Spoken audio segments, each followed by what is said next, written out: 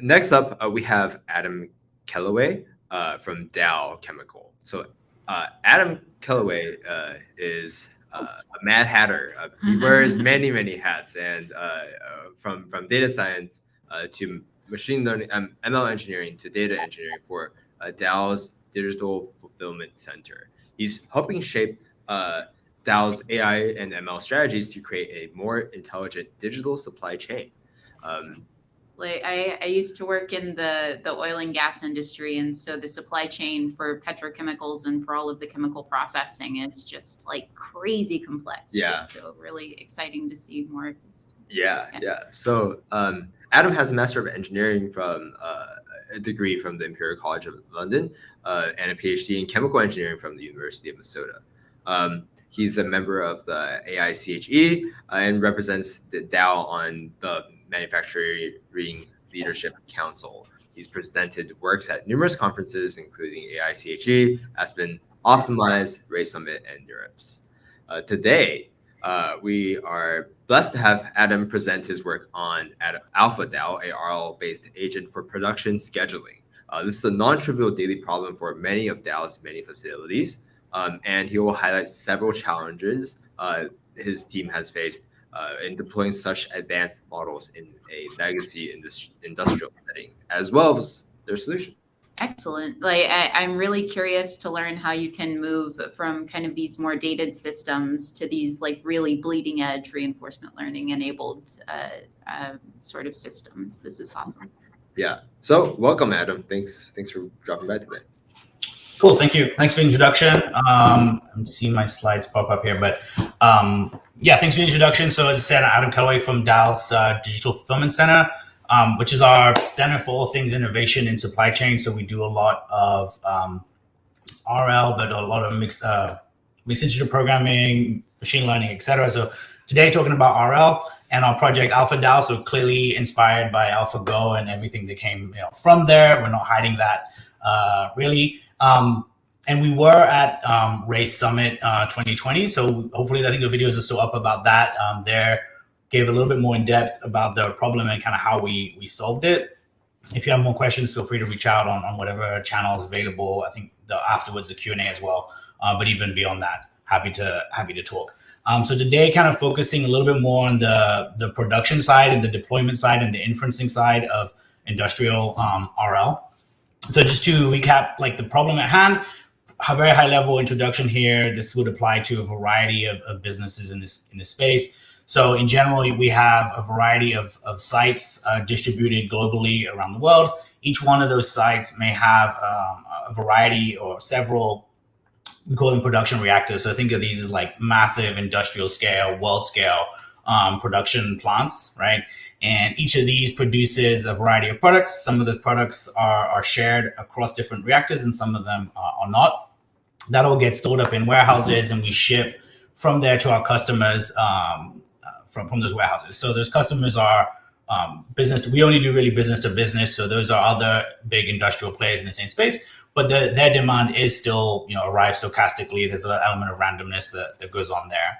So the problem that we're trying to solve in this planning and scheduling problem is around like what is the optimal sequence of products to make in each of these reactors in order to meet the customer demand on time, as well as minimize the total cost. So the total cost here is driven by the inventory that you're holding in your warehouse, as well as this, we call it transition cost between these different products. So these products are discrete products, but they all come out of basically like you can think of it as one big pipe, right? Very high level description there. So when you go from product A to product B, you sort of slowly tweak the parameters in your big industrial facility, and then eventually you get a different product coming out of that pipe. So there's this lost time in between that we want to try and minimize as much as possible. So the scale of this problem at scale is large. Right? We have the business here that we're working with has somewhere between 50 and 70 of these plants worldwide. And in here we're showing only a couple products, but generally it's between 15 and 25 products per reactor. Today, the decisions around answering this question, like what's the best sequence to make, is really done by actual individual people, adjusting these things day by day, every single day. There are some high-level models that we run sort of quarterly at best that set a guideline, and then the folks will adjust it kind of day by day. So we looked at this a few years ago, and we're like, this seems like a great opportunity for RL. Like AlphaGo had just kind of come out, so we're excited about it to explore this space. Felt like it was a good fit for it. And so we've, building this AI or RL scheduler, and I know based on previous discussions in the chat, I can see everybody here, has a fairly decent background in reinforcement learning. So you can already see, your classic diagram, your agent, your simulation, your environment here. So here is our state, right? This is observation that we bring in a variety of different data elements. Of course, we represent our agent as a brain-shaped thing with blue neurons because we have to, and we're simple like that. But this agent is indeed trained to maximize that on-time customer demand, sort of meeting that on time, minimizing those costs, or minimizing that inventory, minimizing that transition cost, and subject to manufacturing constraints and planning constraints. The actions that the agent spits out or does is we call a production schedule. So just to be clear, this is essentially like a list of things that you got to go do, right? So make product A for 3 days, make C for 2 days, and so on. The business wants that for 90 days. So that's slightly different than sort of traditional RL, where when you go and deploy that traditional RL, you would observe the real world, put that through your neural net, and then take the action that comes out of it and then go execute that on the real world, and then sort of repeat when you're ready for that next action. Whereas here, when we deploy and when we go inferencing, we need to parameterize our simulation to the best of our ability to match the current state of the world, and then unroll that simulation or run that simulation with our trained agent, collect the actions, and then produce a production schedule. There's a variety of reasons. We don't need to get into it why we need to maintain a 90-day idea of what we want to try and do, all things being equal. So the production schedules go to a person, right? We call it a production scheduler, and they'll adjust and confirm that output before being sent to the production plant. And then everyone is super happy and everyone makes a ton of money, right? So you can already see, kind of frame this as your RL problem, right? Here's your state, here's your agent. And then we have a homegrown simulation of these production plants that we use in training to go do that. So, we have this person here. So in my opinion, like lesson one, when we're trying to do this, is don't fight the fact that you want to keep a person in that loop, right? So it's not true human in loop like RL, like that's a whole separate topic, but it's just, we have a person in here that like looks at the schedules, and this helps us sell the idea and the project to our business partners and our business leaders, so they can feel safe that they have a person that, should this agent do something kind of really out of sorts, so to speak, this person can put the brakes on, break glass for emergency, and adjust that output so that we're not executing something that would have some sort of issue when it gets to the plant. The people are fairly happy with this. So in a sense, it sort of feels like cruise control, right? So it feels like the day-to-day firefighting that they used to do is now being taken over by this agent, and that lets them focus on that slightly more strategic, slightly more longer-term, decision-making. And then for us, instead of trying to fight getting rid of that person, we actually end up thinking about how do we expand the scope of these agents. So whether that's multi-agent, we'll get to that, more agents, coordinate and collaborate, things like that, so that we gain in performance there, rather than trying to say, hey, we don't need this person anymore. Like that's not realistic in this context.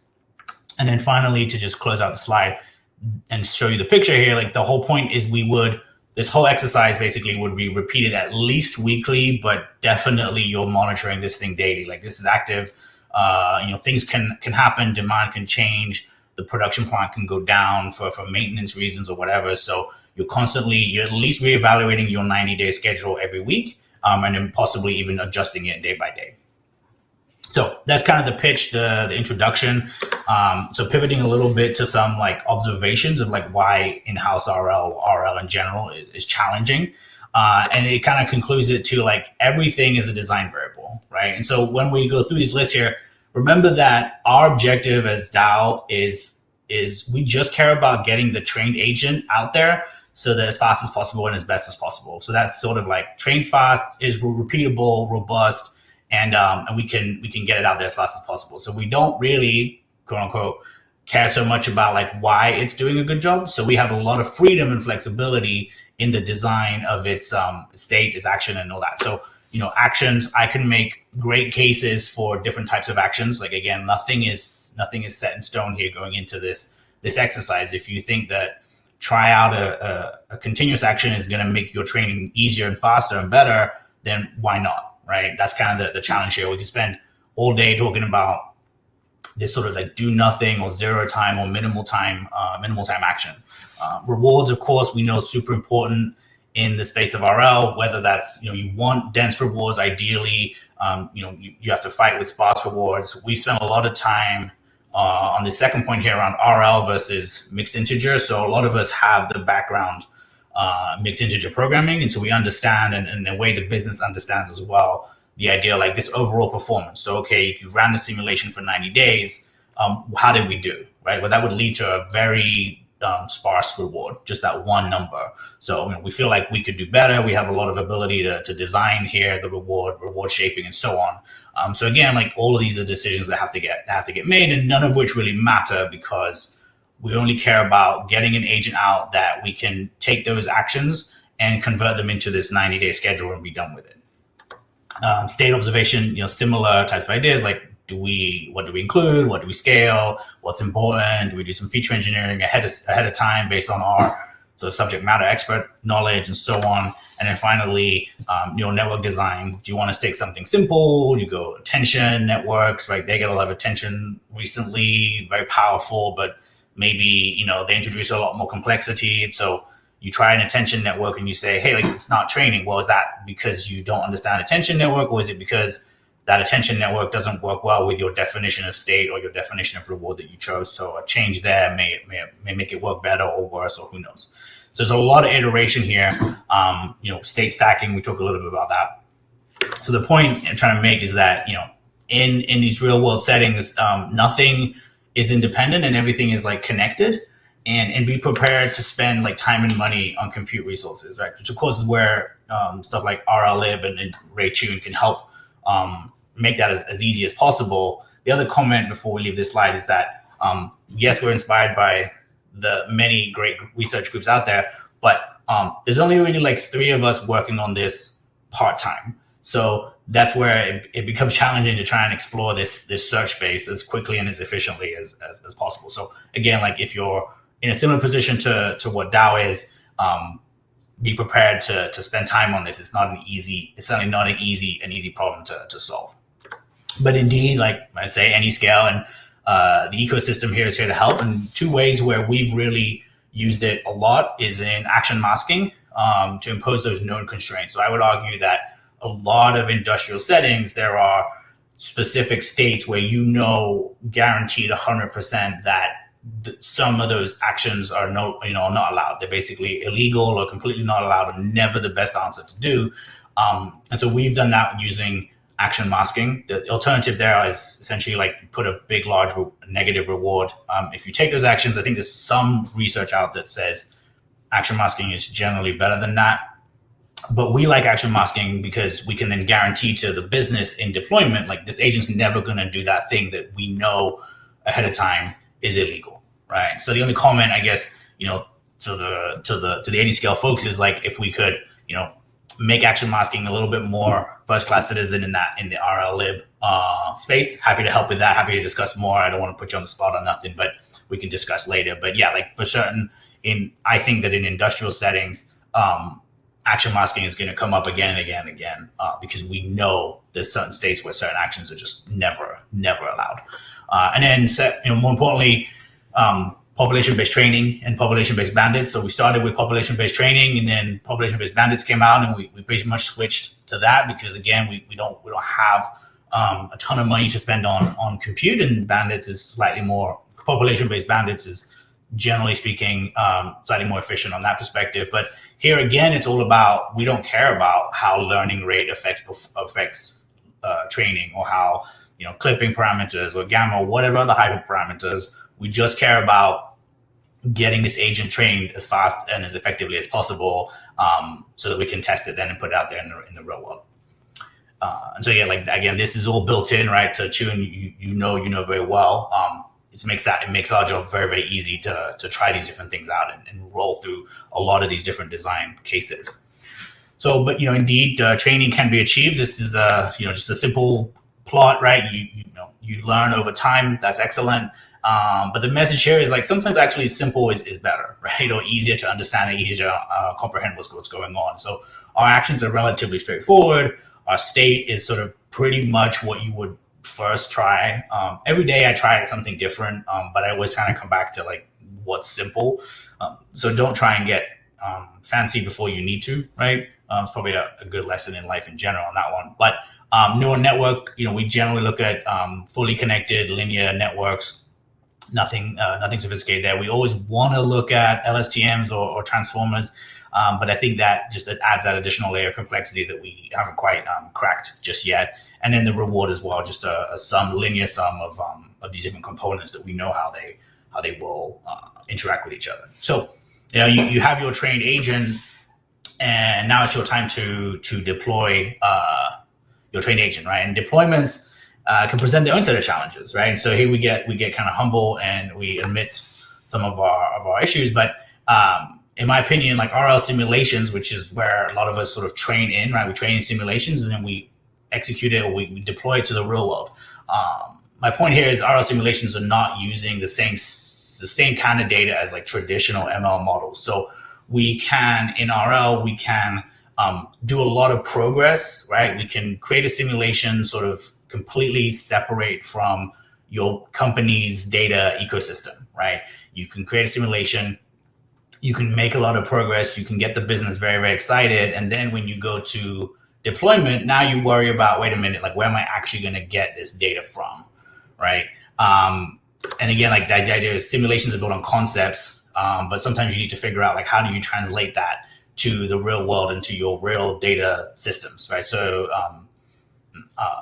so like where do I say inventory? I say I use inventory. That's a key part of our simulation. But is it that inventory or is it this inventory? And in DAO, there's many different kinds of inventory, and it matters getting the right one, even though your simulation makes a lot of sense. Translating that to like the real data systems that are in your business can be sometimes challenging. And then also you have to consider data alignment, right? So if I pick, again, inventory from one system, but my demand signals from a different one, and they're not aligned with respect to time, then you could argue like one information is sort of leaking into the other or vice versa. And then, really this is like just sort of old fashioned model work, right? And so it's like finding the right people with the right knowledge. It's not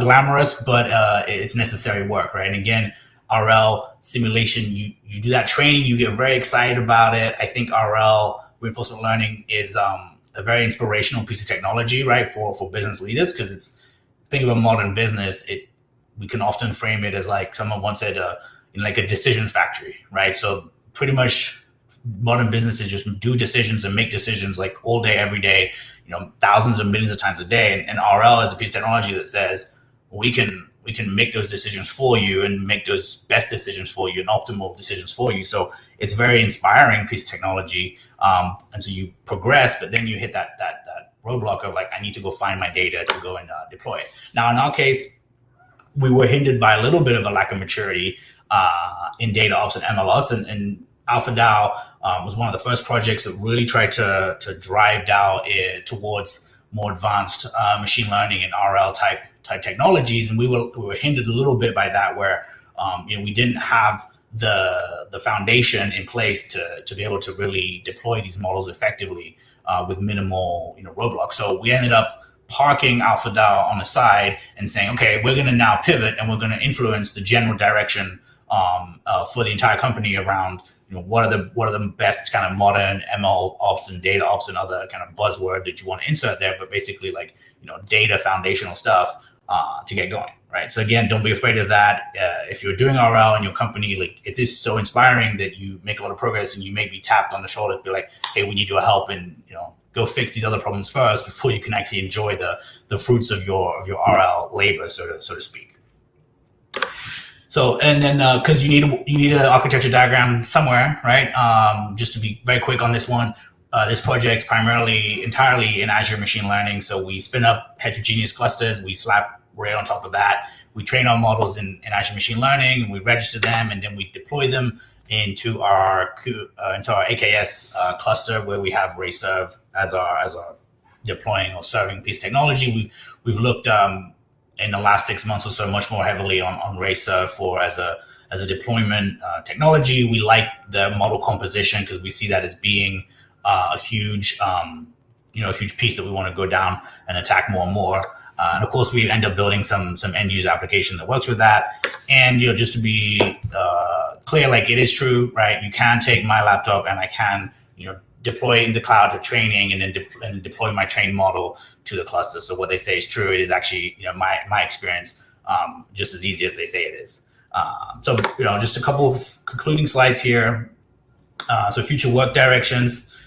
We're looking at driving towards multiple decision-making agents. So we view this world of like computational agents as well as human agents, like interacting with each other. RL, of course, but also mixed integer programming agents, heuristic agents, a variety of different types of agents. The point is to make these decisions faster and make them so that they're globally considered. So in the context of our little example that we've been talking about, driving towards multi-agent Ray, RLLib, Ray Tune, all these different things, as well as multi-agent Ray for Ray Serve for deployment, generalizing the idea of AlphaDow to sort of other planning and scheduling tasks in general, and thinking about the interconnectivity, thinking about those composer models that we talked about. So just again, today we may have one agent out there. We want to deploy more than one. We may have a mixed integer programming coordinating model on top of that you think of it like a hierarchical type approach, where that mixed integer program is doing some element of optimization, and then the agents are acting kind of within that. And then you extend the idea out to these other parts of the supply chain. And now the entire thing, of course, we're pretty much bought in on the Ray ecosystem, or the AnyScale ecosystem, Ray Serve, RLLib, Ray Tune. So, if it's a ML model, an RL model, we'll be using, the Ray, RLLib, et cetera, to train it. But even deploying mixed integer models with Ray Serve as a deployment mechanism, even though mixed integer, is not a machine learning per se technique there, but we're still using Ray Serve as the deployment approach, because we know we want to compose and mix and match these different types of models together. So finally, major lessons, right? So have a strong internal brand, right? That's what's really why we're still here, and I can still be here talking about AlphaDow 2 years after Ray Summit 2020, when we introduced it back then.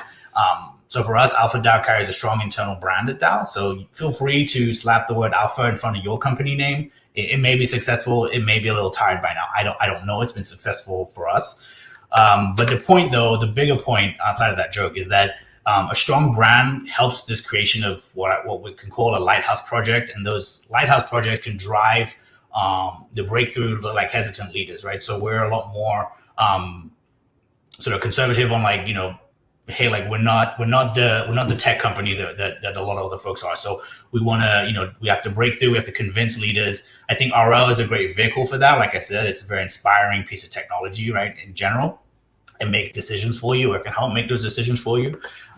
Lighthouse projects can really allow you to continue and really, hey, this project should have been shelved because you're not making that much progress. But because it's an inspiring technology, because it has a strong internal brand, you can just keep going. And that's certainly been our experience. And then finally, this idea that you will likely, from a company like Dow, and I think there's many others in this space, similar issues all over the board. You'll uncover some of these issues, and it'll be the driving force to fix or address some of those systemic issues affecting all kinds of AI, right? Not just RL, but machine learning and DL and every other acronym in between, so that you can develop and deploy for your company. And then that's great. That's great for everybody. So with that, I think I'm done. I'm happy to take questions either here or in the Q&A session afterwards. Thank you. Awesome. Thank you so much for taking the time to chat through this. And I was really enchanted to hear about your kind of approach of embracing kind of the domain expertise that you've already built so much in-house for Dow, to be able to understand how to take these concepts of data leakage and sort of this domain expertise, and then use them to better understand your RL systems. And I also really love that some of your more, sort of traditional methods in the models that were used for those techniques are still fully compatible with RayServe, which is really great to hear that you can kind of mix and match these components, still build out and sort of, create these kind of future-proof and very futuristic concepts and model ecosystems, but still maintain existing infrastructure that you have within your organization. It's about getting the right solution technique for the right problem. We love RL. It's super exciting, but it doesn't. If a simple model will solve it, like why try to do RL, right? Use it in the right spot, and that's where you're going to get the most effective solution for sure. Yeah, we've done all of that. And having flexibility for a system that supports both is really right. Cool. Yeah, so that's what we're looking at. We have a ton of history in mixed integer, which is the traditional optimization space. So I think deploying that with RayServe, and again, like we said, that composability of RayServe is very attractive. We're only internally scratching the surface on that one. We want to go deep though on it. So. Excellent. Well, we have many questions for the Q&A. So with that, I am going to start asking as many as we can get to before people kind of come in and pull me off stage. Sure. Excellent. So one question from Miguel is that given that everything is a design variable, how much time would you say your team spends in terms of percentage on the different components that make up a fully trained agent? So environment design, agent algorithm selection and tuning, model architecture, all of the above. Yeah, I think, to put a percentage on it, I don't know about that. Generally it goes like this. We'll read some research or we'll attend a talk like this, right? Picking up ideas from the previous presenters. And then we'll try that out in our setting, right? And we'll see, does it have an impact? We